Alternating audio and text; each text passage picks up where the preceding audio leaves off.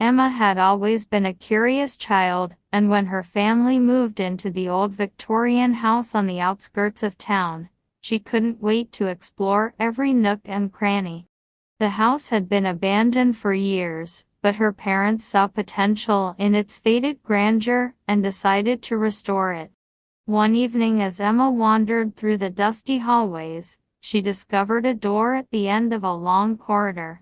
It was unlike any other door in the house, solid oak with intricate carvings of twisted vines and strange symbols.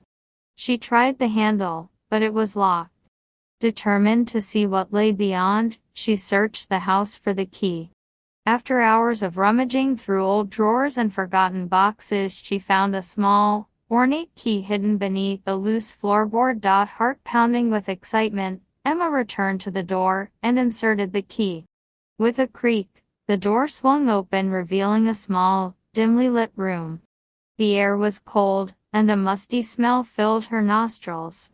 In the center of the room was a single wooden chair, facing a large mirror that covered the opposite wall.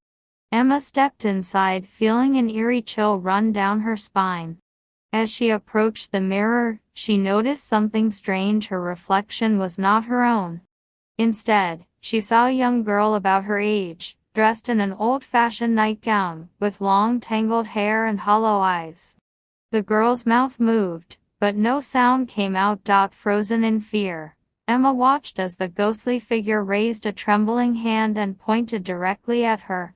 The girl's eyes widened, and her mouth formed a silent scream. Suddenly, the room grew colder, and the walls seemed to close in. Emma stumbled back, but the door slammed shut behind her. She banged on the door, screaming for help, but her voice seemed to be swallowed by the oppressive silence. The room grew darker, and the ghostly figure in the mirror began to step forward, emerging from the glass as if it were water. Emma's heart raced as the figure reached out to her with icy fingers. Just as the ghost was about to touch her, the door burst open, and her father rushed in, pulling her to safety. The room immediately returned to its normal state, dusty, empty, and eerily quiet. Emma never spoke of what she saw in the silent room, but she knew she would never venture down that corridor again. The old Victorian house held many secrets, and some doors were better left unopened. Years passed and Emma grew up, but the memory of the silent room never faded. She left for college, started a career, and only visited her parents occasionally. The house, however, seemed to deteriorate despite her parents' best efforts. The once promising restoration project had become a series of unfinished repairs and neglected corners. One rainy evening, Emma received an urgent call from her mother. Her father had fallen ill, and they needed her help. Reluctantly, she packed her bags and returned to the old Victorian house. As soon as she stepped through the front door, a familiar chill washed over her. During her stay, Emma tried to avoid the corridor with the silent room, but a sense of dread and curiosity lingered. One night, unable to sleep, she found herself drawn towards it once more. The door was still there, its carvings seeming even more twisted and intricate than she remembered. She reached out and touched the handle, feeling a shock of cold run through her body. To her surprise, the door was unlocked.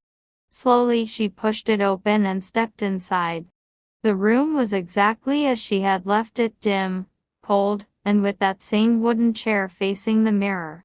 Emma's breath caught in her throat as she approached the mirror, dreading what she might see. This time, the reflection showed her father, sitting in the chair looking frail and haunted.